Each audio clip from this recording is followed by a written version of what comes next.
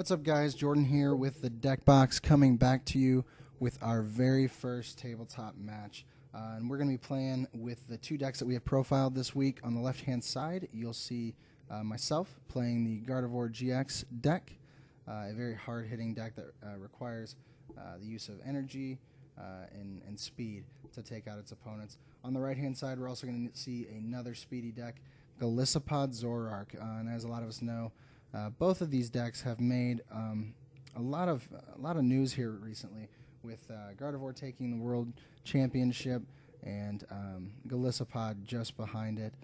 However, Erica is playing a little different variant tonight with the Golisopod Zoroark deck, and what this allows us to do is use Zoroark's ability stand in to become active, and then potentially have a float stone attached to be able to retreat back out into a Golisopod, start using that first impression attack for a solid 120, 150 with a choice band to start taking down enemies one at a time. So definitely a great matchup to see here.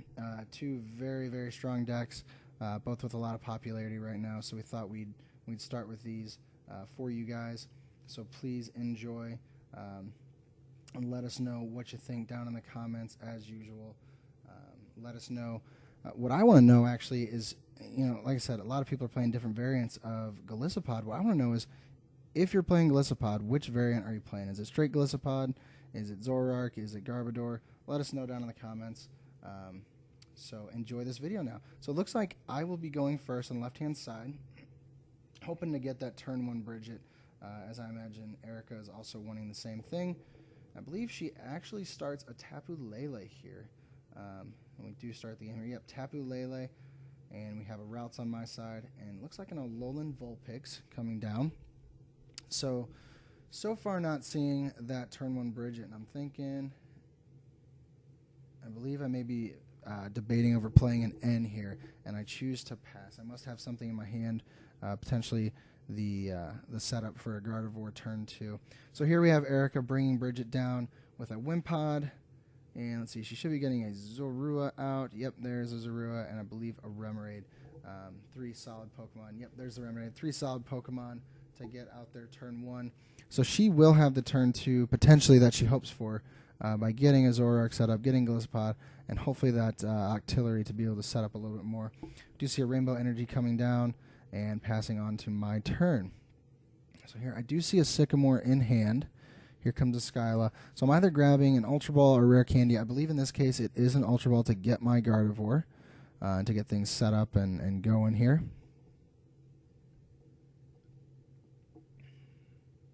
And there is the Ultra Ball coming down. Took a second there to dig through my deck a little bit. We have a Rare Candy being discarded. Must have a couple of those in hand. And a Fairy Energy. And we can always get that back with our Energy Recycler. So there is the Gardevoir.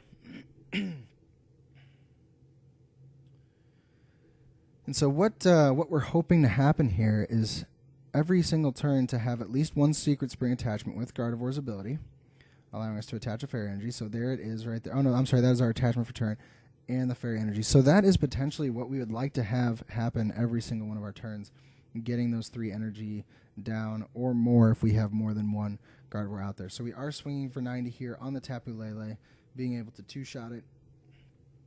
And Erica's doing the math, trying to figure out if she can allow Lele to survive or to swing for 100, and she chooses to attach that DCE on the Zorua. Very smart play. She is spreading her energy around, choosing not to not to cause problems later for herself. So she does end both of us. Excuse me. Yeah, so she ended me out of my Sycamore hand. Not too bad for me. She is going to dig through her deck a little bit more. I imagine what she would be digging for would be a Float Stone and a Golisopod to start swinging. And we'll see what she comes up with. What's really amazing about these decks in particular is it's the first few turns that really set the stage and the momentum for the rest of your game with these setup decks. And as we see, she's definitely getting a decent setup. She does not get that Golisopod that she wants, debating about whether or not to use that stand-in ability. And I believe she opts not to. She will not be swinging for very much. So we do see a routes come down, and there is the Bridget that we were hoping for, turn 1, getting in on turn 3. Not terrible since our opponent still is held back a little bit. So we have Cutifly coming down, routes, and I imagine I'm digging for the Remoraid. However, I believe that Remoraid has been prized this matchup, making things a little tough for us. So we do get another routes. Still not bad to get a routes out.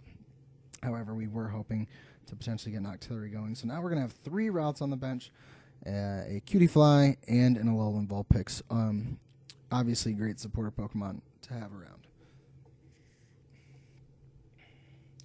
So let's see if we can get any more energy attachments here. So we are going to use our Secret Spring ability. We now have 4 energy. We can swing for 120, take out the Lele. Could have gotten him without that attachment. However, it's good to get set up for the next turn as well. And we see Erica bringing her Wimpod to the active, which, as we know, really doesn't matter because she can bring Zoroark into the active. And actually, she can now start swinging for 190 damage against this Gardevoir. And she actually chooses to Guzma, taking out the Cutifly. So in this matchup, what we're seeing is her trying to take our support Pokemon out, which is not a terrible idea. You're able to slow us down a little bit. However, I think most would have opted to hit for 190 against Gardevoir and then be able to ping it later for 40. However, she may have been a little bit worried about the one Acerola that we play, which I, oddly enough, discard here with the Ultra Ball. Along with an N to pull out another Gardevoir. I imagine I have Rare Candy in hand. Oh, no, Tapu Lele. And we'll be able to dig for our Skyla and pull out that Rare Candy, setting up our second Gardevoir. Just a great start to this game.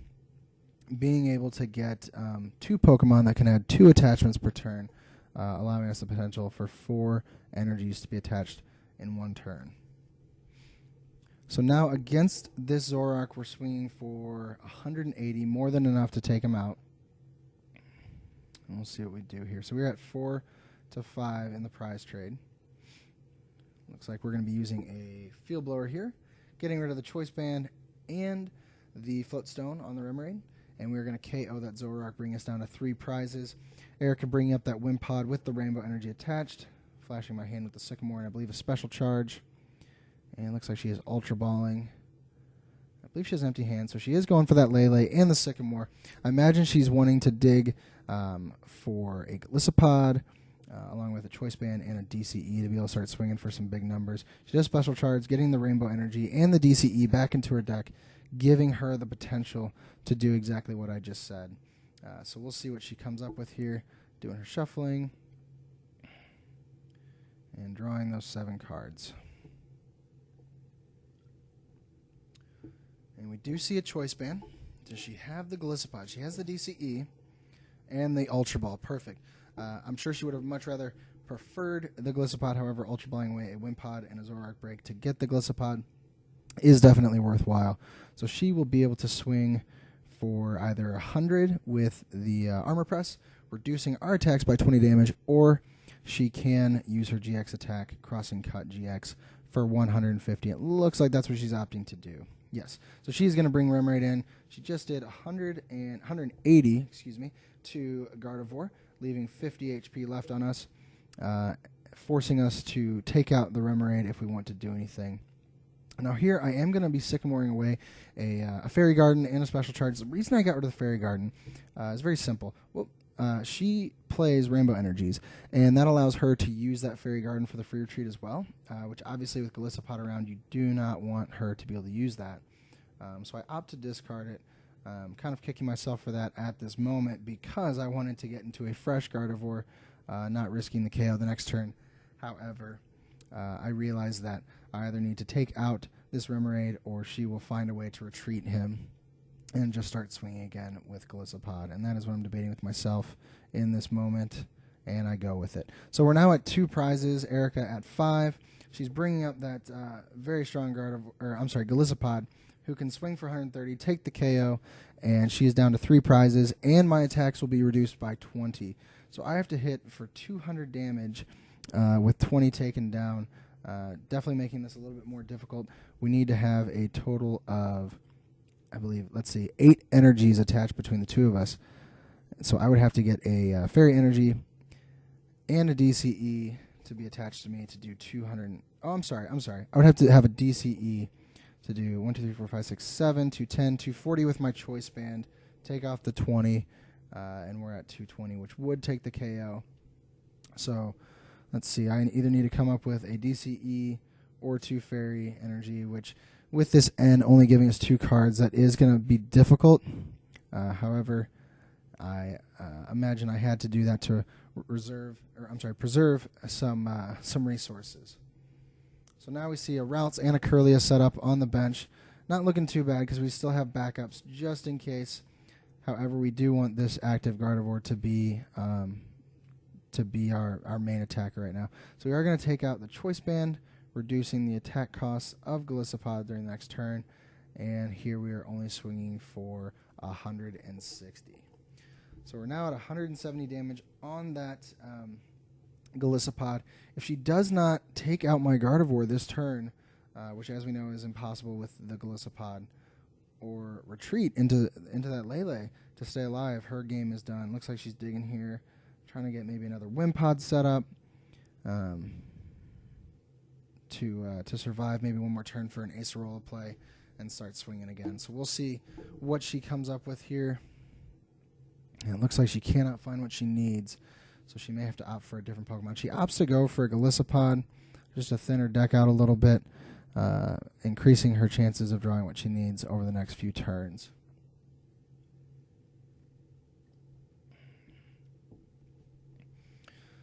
So here she's debating whether or not to pay the retreat cost. However, she knows she needs to, or her game is done.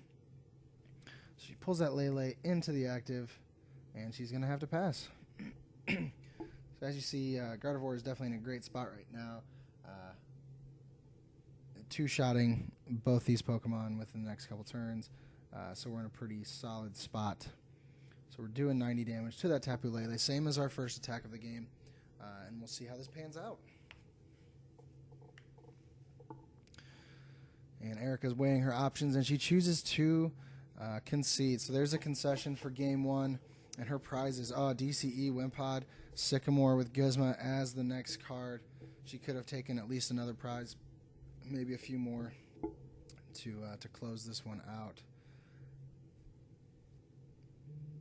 So as we see, two Titans for sure facing off, and very, very close games. Even though one was able to get set up a little bit easier, we still see the other one able to come back and come close to potentially taking the game, which is what's so great about having 2 decks like these two face off against each other, pretty evenly matched. So we kind of skip there past the shuffling. We shuffle pretty long between games. So I imagine Erica will be going first this game. I don't imagine a reason why she wouldn't. And I believe, a couple routes in my hand. Good setup. And I believe she has a Wimpod to get things going. She will have free retreat that first turn. And we got our prizes laid down, and game 2 begins.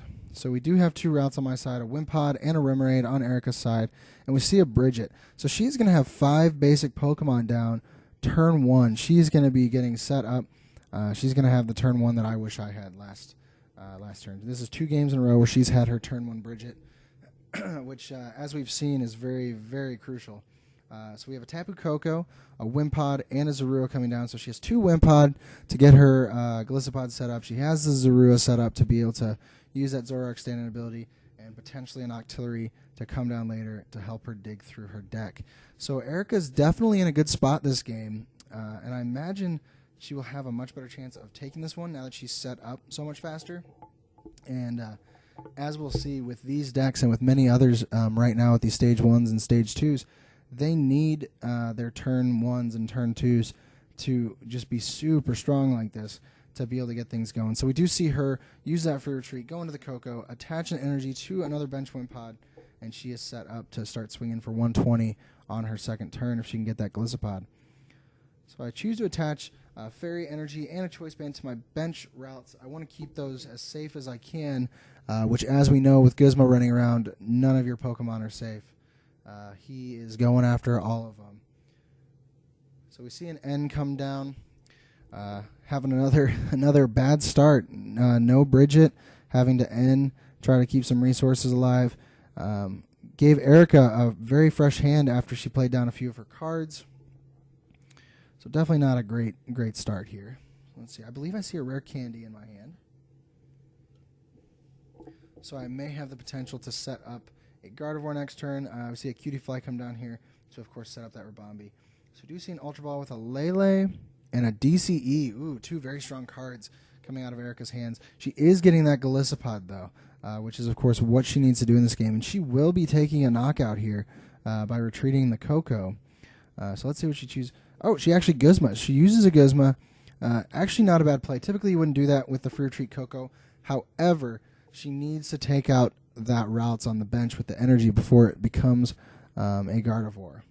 So very, very strong play there. We see a Skyla come down. I imagine I'll be digging for a rare candy. Oh, no, I'm sorry, an Ultra Ball. So I must have rare candy in hand to be able to get a Gardevoir. Yes, I do have the rare candy. So Ultra Ball, getting rid of a Curlia. Won't need that. And actually opting to get rid of two Curlias, which, you know, that could actually come back to bite us later in this match. Even though we play a heavy count of rare candies to be able to get up into our Gardevoir, if for some reason we whiff one of those, Curlia can come in handy. So let's see. So we're going to play down the rare candy. We are going to evolve into Gardevoir, and we are going to start setting things up, hopefully. So we see an attachment. It's actually a DCE, I believe, and nothing. I have to pass. So I'm wondering, I believe it's a Sycamore hand. So we're good for the next turn. We'll see what Erica comes up with. She has a DCE. She's going to take a knockout on the Cutie Fly no matter what. See the Zoroark come down. We see a Tapu Lele. I believe she has a low hand size. So let's see what she opts to do. She just played down a few of her cards. Tapu Lele. Oh, for the Guzma. So let's see what she goes for here. I imagine she will Guzma into a Coco, and then I'm sorry, she's going to use a stand-in ability first.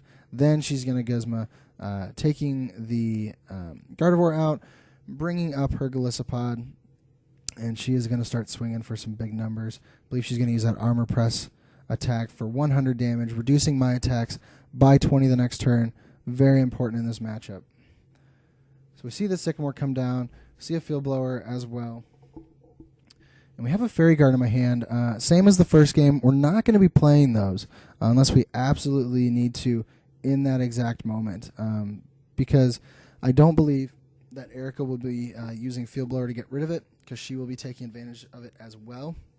And as we've seen, I've already blown through one of my Field Blowers, and I don't want to have to use it on my own Fairy Garden a little bit later on. So we do Ultra Ball away the Fairy Garden and a Gallade. We're getting a Routes down, hoping to set up another Gardevoir to be able to get that extra attachment per turn. And so what I'm trying to avoid this next turn is I don't want her to get a Choice Band and be able to take an Armor Press attack. Too easy. So 1, 2, 3, 4, 5, 6. So 180 minus the 20 damage. We're only going to be doing 160 to Erica's Golisopod. 40 HP left. She will, I believe, be taking a knockout this turn if she chooses to use her GX attack. However, if she gets a Choice Band, she will also be able to take a KO that way. Oh, and we see that hand that she ended me out of with a Gardevoir, a Rare Candy, and a Fairy Energy. I had my second Gardevoir all set up to go, and she took it away from me. So we can see still how those ends are just causing problems for people these days in Pokemon. So definitely a strong card, and that's why we play it. So we see another Fairy Energy in my hand. Let's see what Erica comes with. There's a Zoroark Break coming down, doing a couple things for her. It adds the additional, I believe it's Nasty Plot, being able to use your opponent's attack. So she takes 2 prizes on my Gardevoir. Anyway, back to the Zoroark. So that break also makes things difficult for us because its HP, I believe, goes up to 140, pulling us out of range of taking knockouts if we don't have enough energy. And we see that a lot with these breaks. They're typically very difficult to take out, such as Greninja as well. They're very tough to take out, almost like taking out a GX. However, you only get that one prize. So they can definitely be very aggravating at times.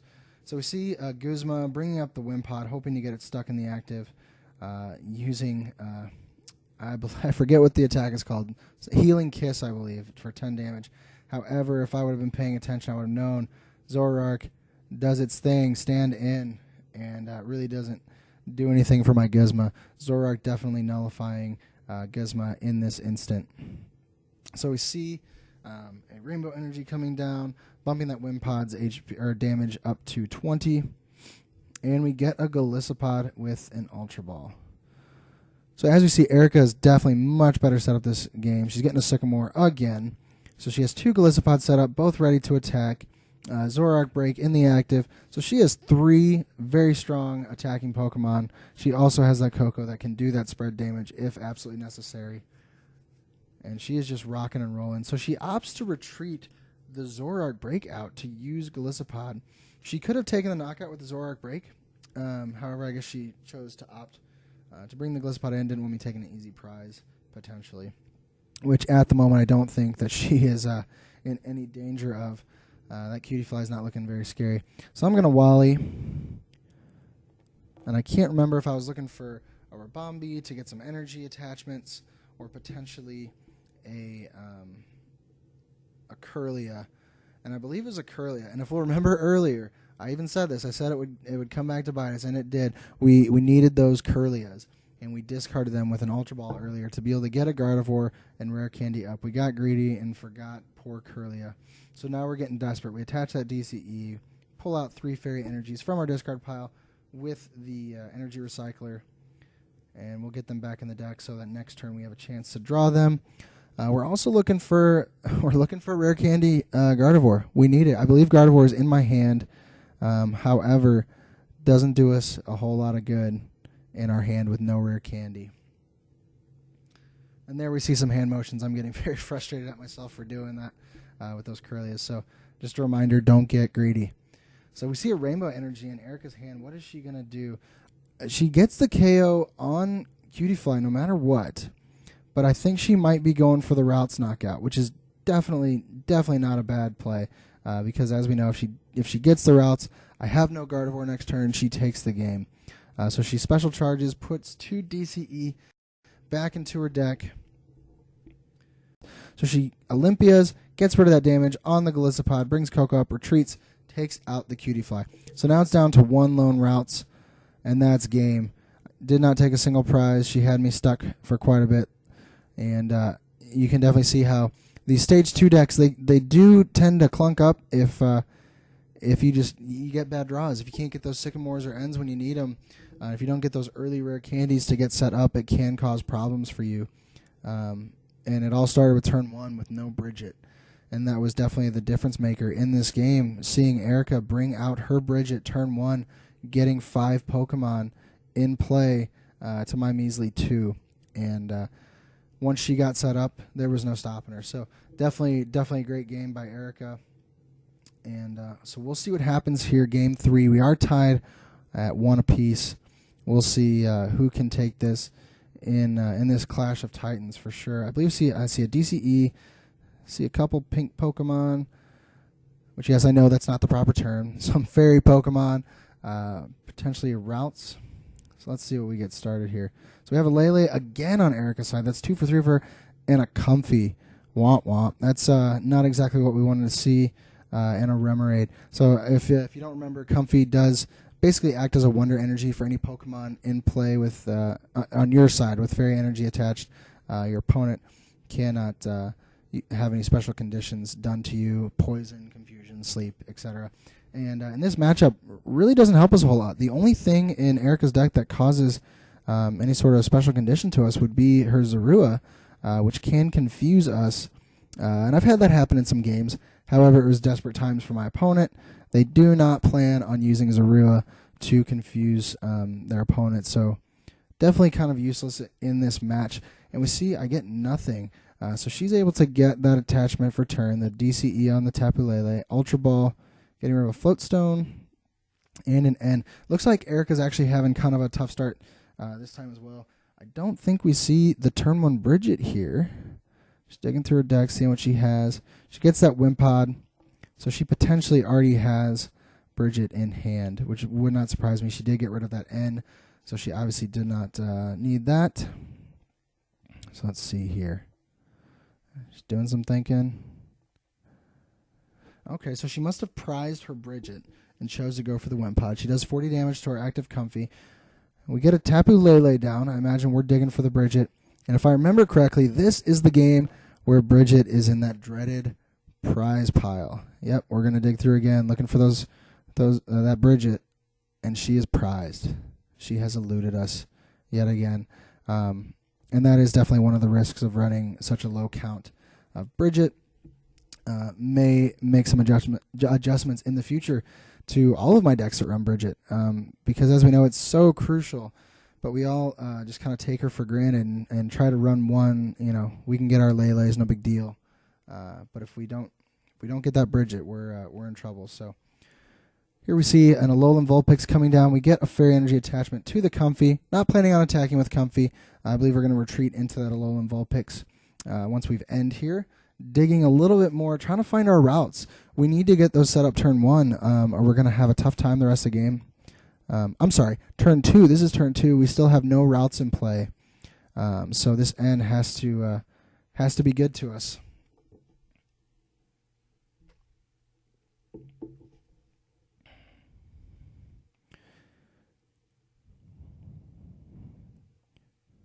So as we see, Erica will be able to take a prize this next turn if she chooses to, if she can get an attachment to her Lele, or if I, for some reason, don't take Comfy out of the active, she will take the first prize.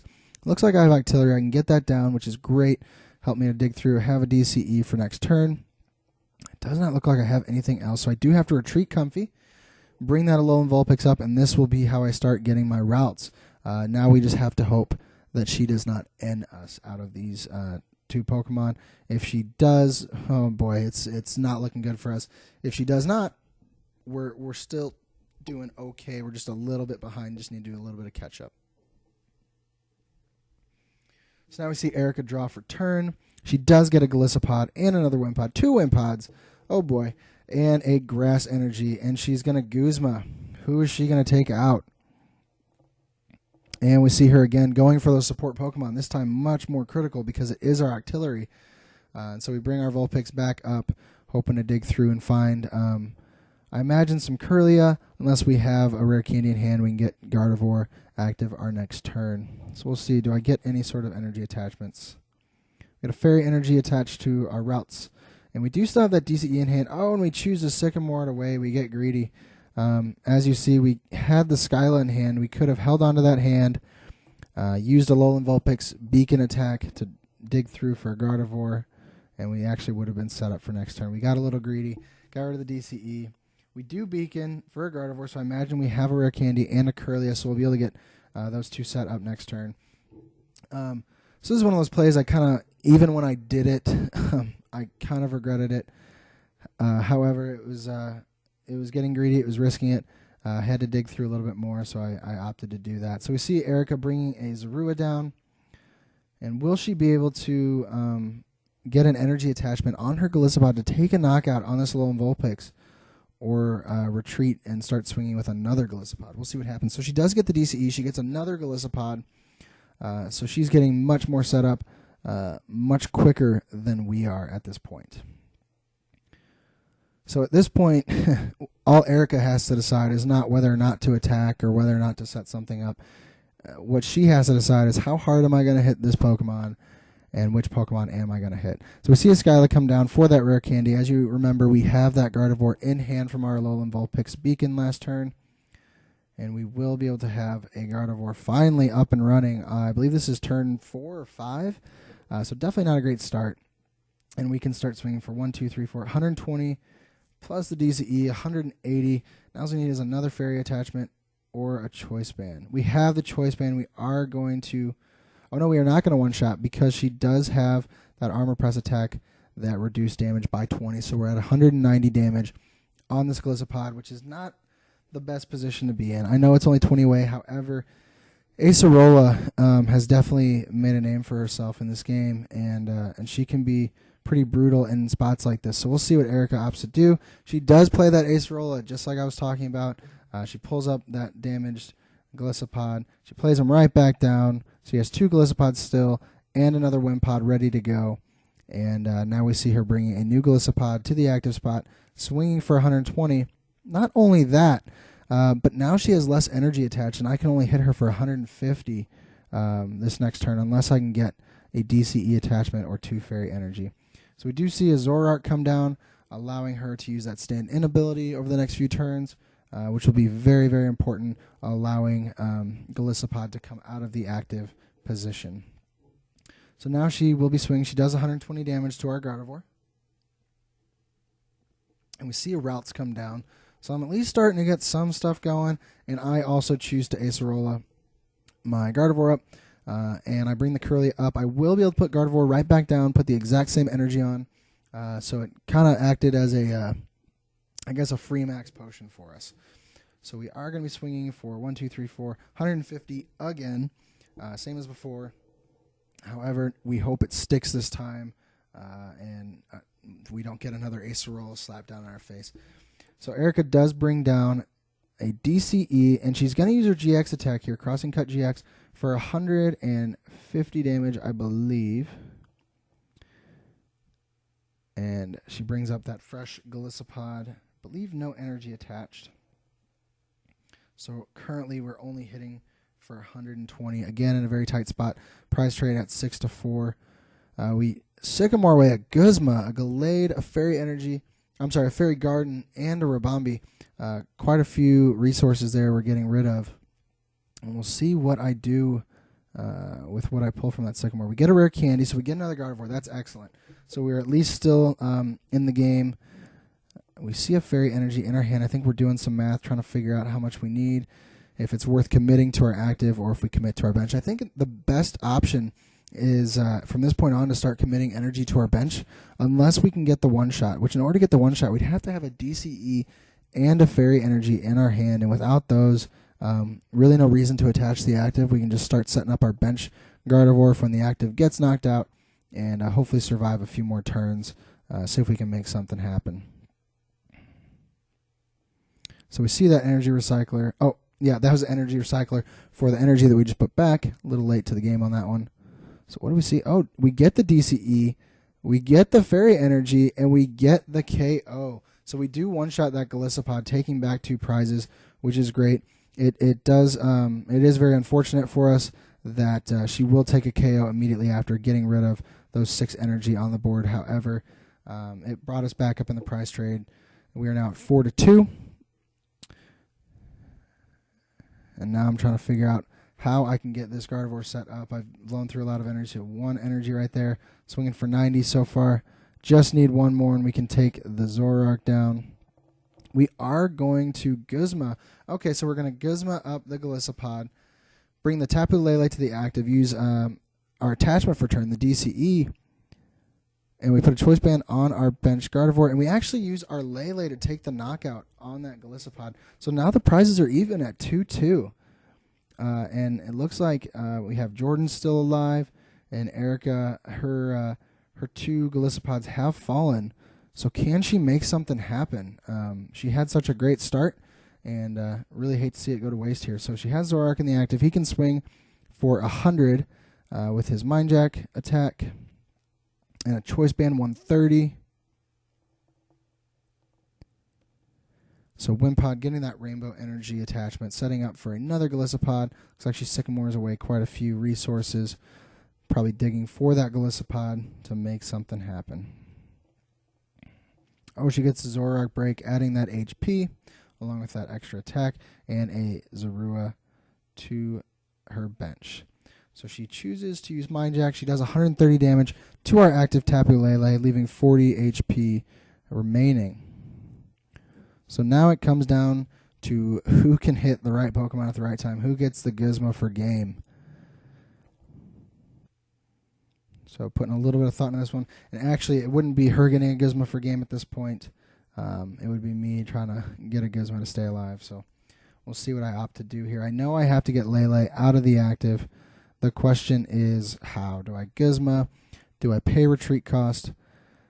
And if I Gizmo, what do I bring up? Do I bring up a Wimpod, take it out before it can take me out as a Golisopod?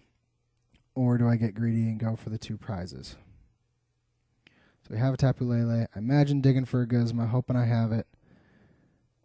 And it looks like it may be prized. We do have the Sycamore. You know, I may have actually known that from digging through my discard pile. So we go for the Sycamore just to dig through, see what we can get. Maybe get some energy attachments. And I want to double check just to make sure that I do not have that Guzma. All right, so we got a Gardevoir, a Curlia, and I believe a Gallade back. Yep, a Gallade with a Rescue Stretcher that we are going to play from our hand. There it is. Put those back in there, hoping to draw back into them, get another Gardevoir up and running, or potentially a Gallade to have a one prize attacker, which is very key in a 2-2 game. So we'll see what happens here. So I do Sycamore, getting rid of another Fairy Garden, pull a Fairy Energy. I believe I also see a DCE. Let's see what we can make happen here. So I need a total of 5 energy attached between me and the Zoroark to do 150 to KO it. Bring us down to 1 prize. We'll see what happens here. We do get the second Gardevoir.